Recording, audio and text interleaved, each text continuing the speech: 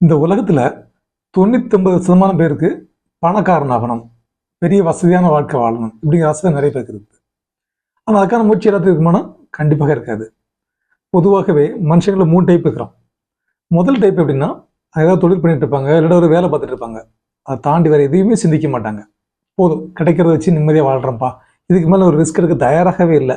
ஒரு மளிகை கிடைச்சிக்கிறாங்கன்னா டெய்லி 100 ரூபாய் 1000 ரூபாய் வருமானம் கிடைக்குது, அல்ஹம்துலில்லாஹ், போதும், இதுக்கு மேலே எனக்கு ஒரு வருமானம் தேவையில்லை, நான் நிம்மதியாக வாழ்ந்துட்டு இருக்கிறேன், ஒரு ரிஸ்க் எடுத்து நான் கஷ்டப்பட வரும்ல.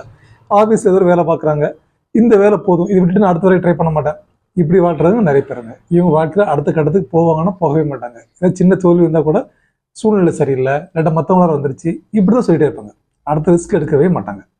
செகண்ட் டைப் எப்படின்னா, ஏதோ ஒரு வேலையில் இருக்கிறாங்க அப்படின்னா ஒரு முயற்சி பண்ணி பார்ப்பாங்க. ஒரு பிஸ்னஸ் பண்ணுறாங்க, இன்னொரு பிஸ்னஸ் ட்ரை பண்ணுவாங்க, தோற்றுருவாங்க. கொஞ்ச நாளுக்கு அப்புறம் மீண்டும் ஒரு பிஸ்னஸ் ட்ரை பண்ணுவாங்க, தோல்வி அடையும். கொஞ்ச நாளுக்கு அப்புறம் மீண்டும் ஒரு பிஸ்னஸ் ட்ரை பண்ணுவாங்க, அதுவும் தோல்வி அடைஞ்சிட்டுனா அதோட முடிஞ்சிடும். அதுக்கப்புறம் ரிஸ்க் எடுக்க தயாராகவே மாட்டாங்க. போதும், ஏன்னா அதுக்கப்புறம் அவங்களால பண்ணவும் முடியாது.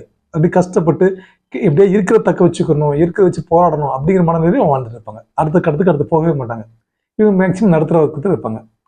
மூணாவது டைப் இருக்காங்க, இவங்க பல தோல்வி சந்திப்பாங்க. எத்தனை தோல்வி வந்தாலும் சரிதான், சந்திச்சு அடுத்த கட்டத்துக்கு முன்னேறுவாங்க. ஒரு வெறி இருக்கும், விடாமுயற்சி, நான் பேஷன் சொல்ல முடியாது, நான் அடைஞ்சே தீருவேன் அப்படிங்கிற வெறி, லட்சியம், இதுதான். இந்த மூணாவது டைப் தான் பணக்காரனாகிறாங்க. நாம எப்படி இருக்கிறோங்கிறத யோசிச்சு பாருங்க.